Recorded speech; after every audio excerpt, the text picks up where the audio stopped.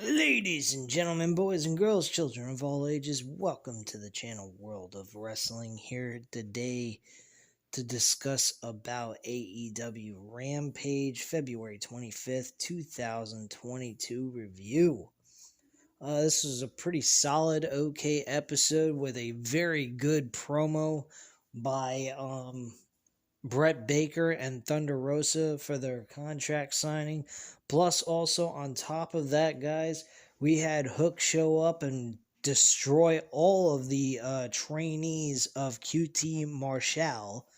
And QT Marshall was feeling a little disrespected by Taz's group, and that there's nobody, that they're not getting any kind of respect and what have you.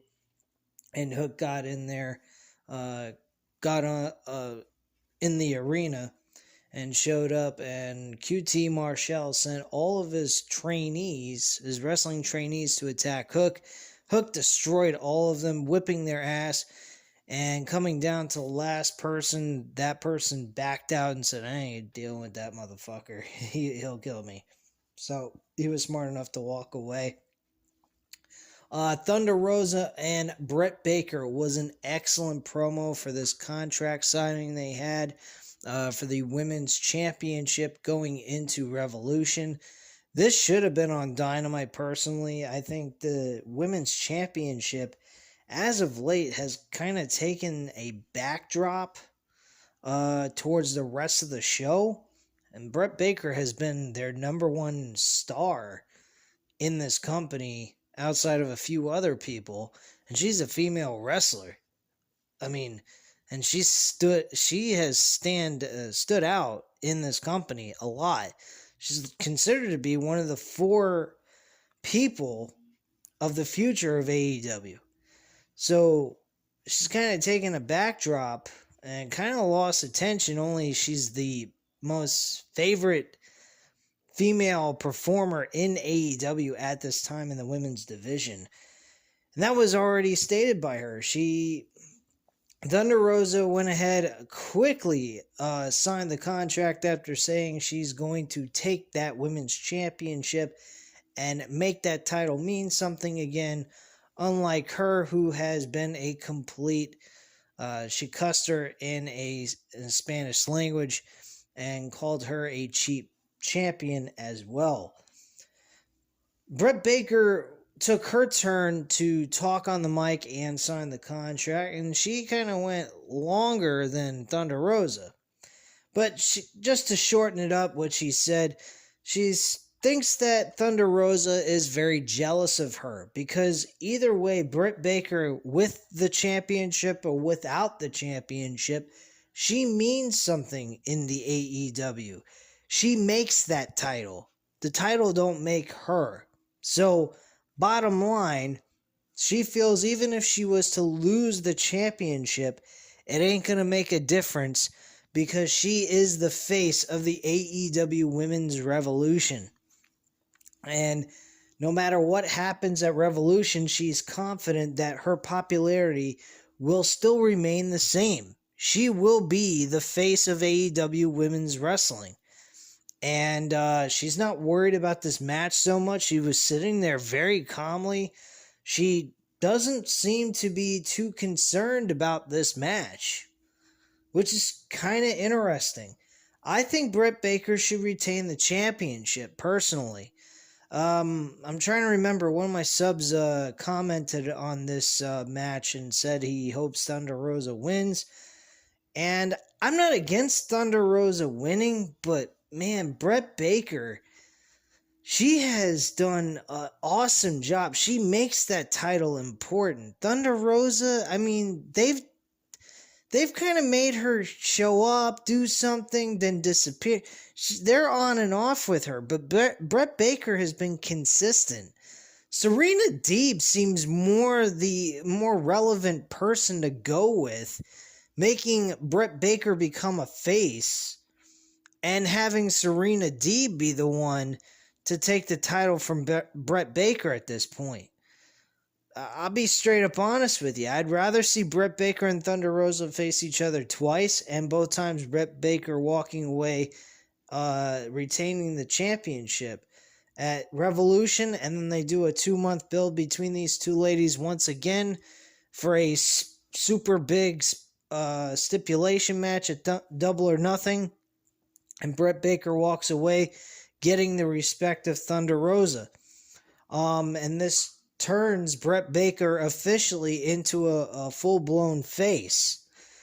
Then this would lead to Serena Deeb at All Out challenging for the Women's Championship against Britt Baker, and Britt Baker finally loses the title to Serena Deeb, because I'll tell you the truth, Serena Deeb looks more relevant than Thunder Rosa. As sad as that sounds, because I was super high on Thunder Rosa, but what they've done with Thunder Rosa, they've kind of made her lose momentum.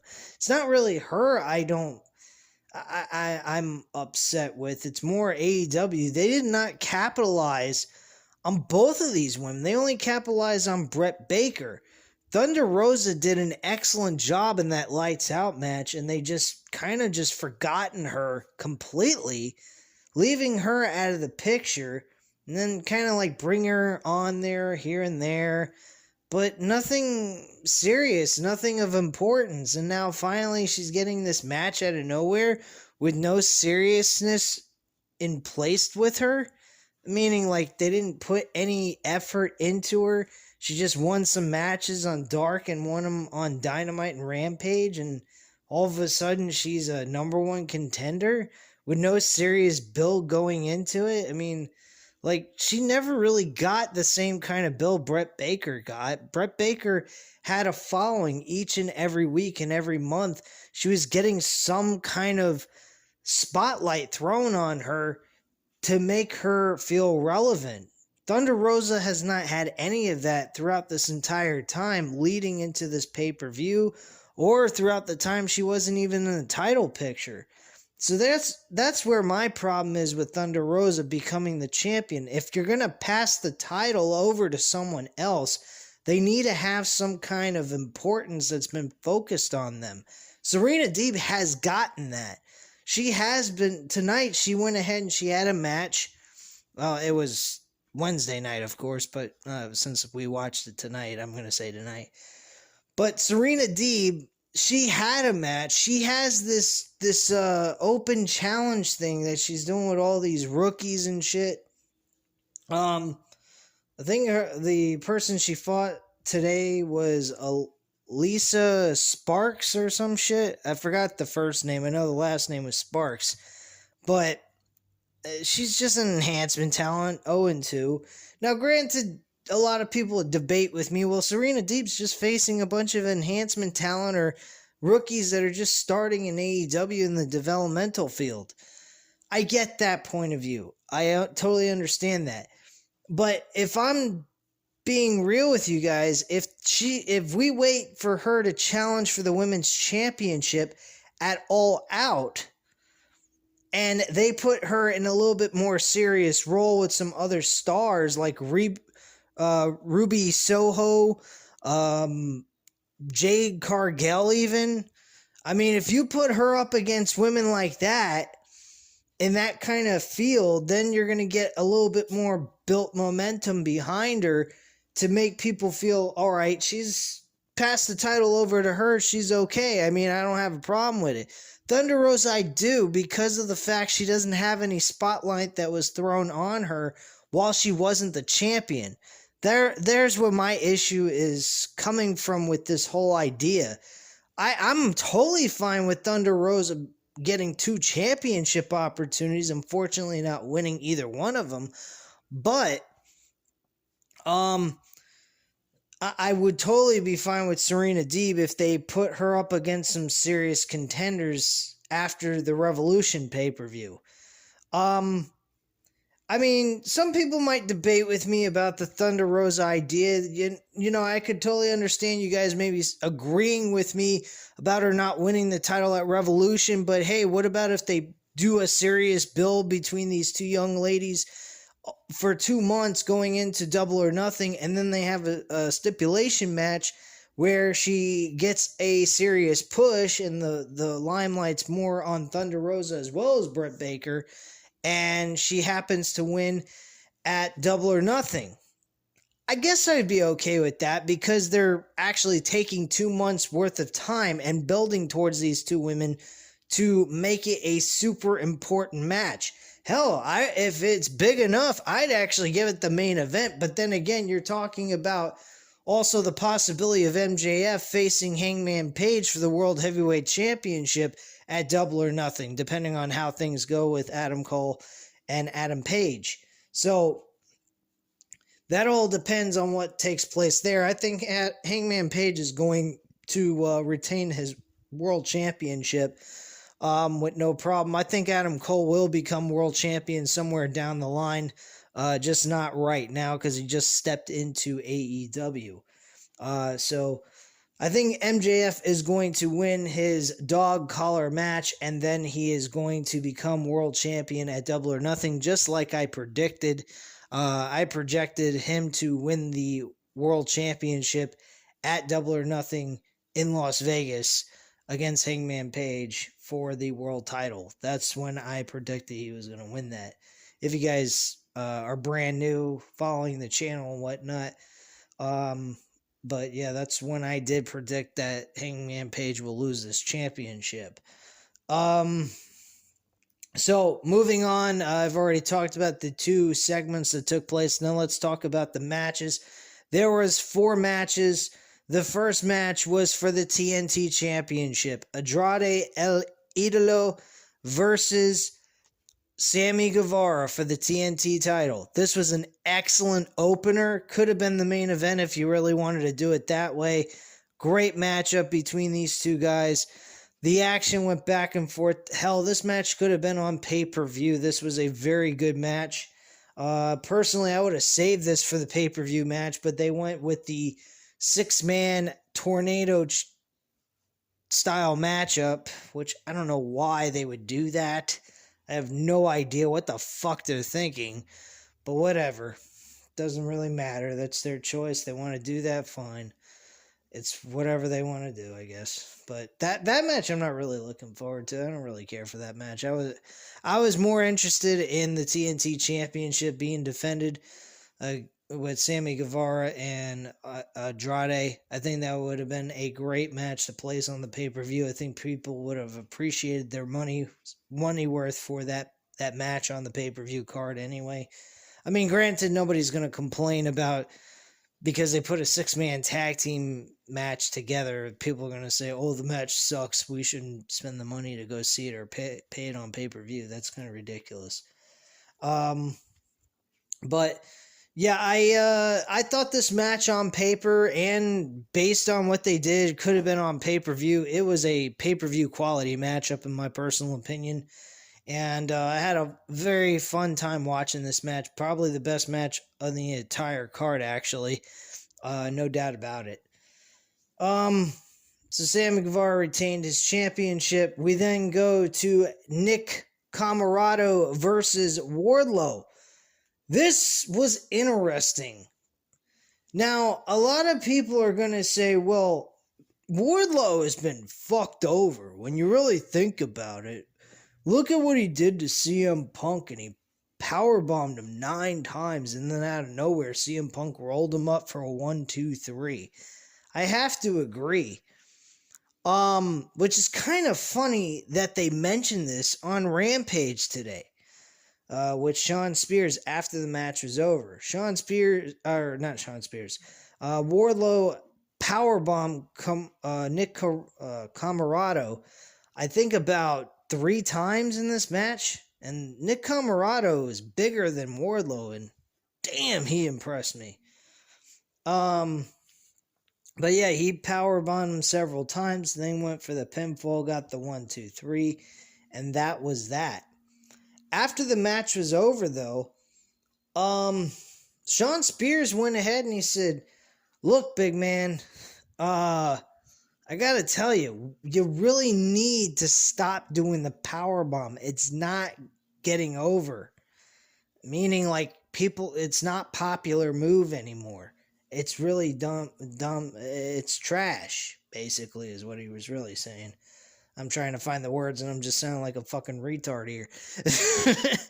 um, but yeah, it's kind of interesting they brought that into play after the match was over, because every time you see Wardlow do that kind of damage to somebody, and then you look back at a match that he had with CM Punk, and he powerbombed him 9 different times, and also powerbombed him through an announcer's table, or a timekeeper's table. And you see him get rolled up for a 1-2-3 just like that. And I told you guys, when that match took place, I said I did not like that whatsoever, because of the fact that CM Punk did not have any offense in this match whatsoever. It made Wardlow look like a fucking idiot, and it made CM Punk look like he didn't even sell anything that took place in the match, which is kind of weird. And it kind of made you feel like Wardlow was kind of buried, or kind of, taken down a few pegs, which I don't know why they would do that.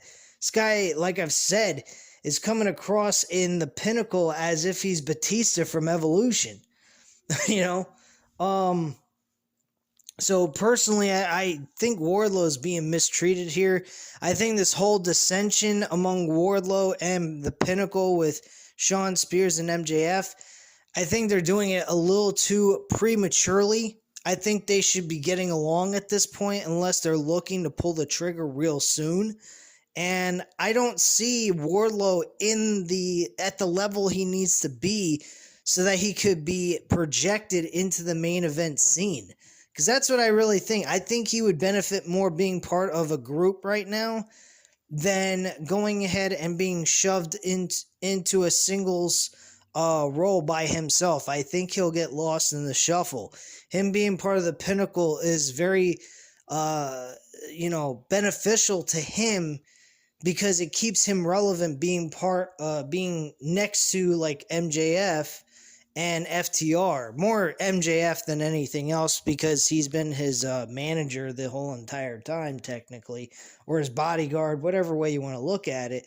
But him being tagged along with MJF gives him relevancy until he builds his name up good enough with the audience where he'll get a big, huge pop reaction from that crowd once he finally loads up and knocks the shit out of everybody in the Pinnacle out. Right now, I don't think this is the right time to be doing stuff like that, because Wardlow hasn't built that kind of following yet. I mean, he's getting there. People are enjoying his act, but at the end of the day, we're not getting a big, huge pop from the guy. He's getting kind of a mediocre type of pop from the crowd. They're giving him, some cheers and saying, yeah, cool, kind of reactions, and that they're enjoying his work, but they're not like going, yeah, screaming like fucking raving lunatics like you would hear from a Rock, a Batista, a Randy Orton when he was a good guy, or a heel even. They fucking booed him out of the building. You don't get that kind of reaction from him. For him from the fans yet, but build him up long enough with MJF and you will get that, because MJF is a mega star in the making, man. This guy is a young star. He is a young star. Together they can both benefit from each other, but with all this dissension going on between the two of them, and them just having a lot of friction between one another, it doesn't really benefit Wardlow in any capacity at all, because he's losing to, live off of the tails success of MJF and just kind of following him on his coattails. Unfortunately, it's kind of the terminology I need to use for this situation, because he's not at his level yet. Being with MJF will keep him relevant and eventually help him get that kind of pop he needs to go out on his own. That's what I'm trying to get at. And I think MJF has that ability to help Wardlow become bigger and larger than life type of gimmick if they do it right. So that's what I'm trying to do. I'm trying to look for the next big, huge, mega strong dude who can get a big, huge pop from the crowd. The guy can wrestle. He's not a piece of shit, big giant meatball, buffed up motherfucker who just can't move around the ring. He can actually wrestle. He just needs a better reaction than what he's getting. I'm not saying his reactions are bad. I'm just saying they're not at the level of a main event type reaction like MJF gets, CM Punk gets. I mean, hell, even Cody Rhodes was getting a humongous reaction when he appeared, whether he was being liked or being booed. So that's what I'm trying to get at with Wardlow. I want to see him at that kind of level. And I know that's going to take time, so with him being separated from MJF, I think is a terrible idea. And the way they're doing things right now, it looks like he may end up separating from MJF prematurely, which I think is stupid as fuck. But hey, maybe I'm wrong. You never know. He might be able to get over on his own possibly. But I would go with the safe bet and go with him being with MJF and being his muscle, so that eventually when they start showing real dissension and friction between the two of these guys, people are going to erupt when he makes that change from a heel to a face. That's all I'm trying to say, but it is what it is. Anyway, moving on, Serena Deeb face Elisa Sparks, whatever her first name was, doesn't really matter. Serena Deeb won that match. And then Orange Cassidy in the main event against Anthony Bowens. This was a decent little main event. Nothing special took place here. Orange Cassidy is moving on to the Revolution pay-per-view in that ladder match to crown the number one contender. And, folks, I gots to say, I'm gonna say this, it might be unpopular decision, but no offense to all the big guys in there, like the Will Hobbs, the Keith Lees, the Wardlows. I mean, Wardlow would be my second choice. Keith Lee wouldn't even be my choice. As surprising as that sounds, I wouldn't pick Keith Lee to win this ladder match. Even though it would be probably a good idea to do that. But then again, he doesn't really need to win this ladder match. He can always get a TNT championship later on down the road.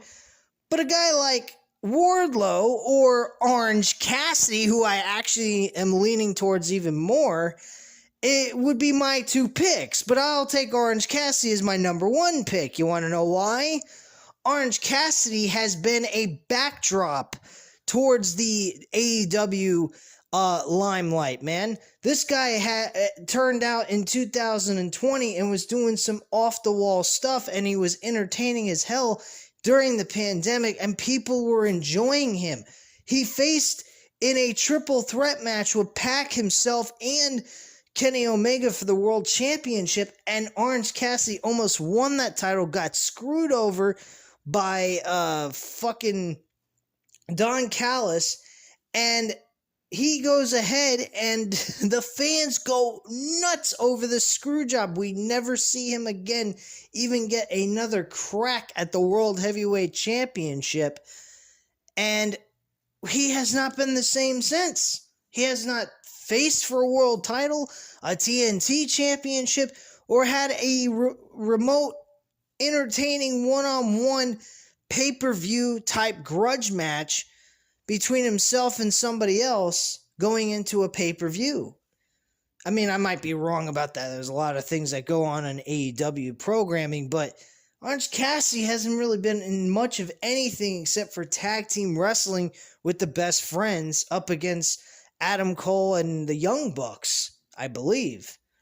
Other than that, I mean, Orange Cassidy hasn't done much, really. He did have that one match against Adam Cole, which he won, but it was a blackout match. It was a lights out match, whatever the fuck you want to call it. And technically, the match didn't even count. So, there you go. My personal opinion, I think Orange Cassidy should win this fucking match. I think he should go on, face Sammy Guevara for the TNT Championship at Double or Nothing. I think they should stretch this out all the way till Double or Nothing, and then have Orange Cassidy win the TNT Championship. That is what I think they should do. Let me know what you guys think about that in the comments down below. I'll definitely get back to you on that. Also, hit the like button if you liked the video, and hit the subscribe button if you're not already subscribed to the channel. And I will speak to you guys again soon about WWE SmackDown. I'm going to be watching that immediately after I upload this video on the channel. So keep an eye out for that. That will be released to you guys over the weekend. Hopefully SmackDown is bearable to watch, just like Monday Night Raw was. I'm sure I will be finding all kinds of flaws and issues with this fucking episode, and I will come on here and rant about it just like you guys prefer me to do, because it deserves all the rant it should get. Anyway, guys, thank you again for watching. I'll speak to you again soon. Bye.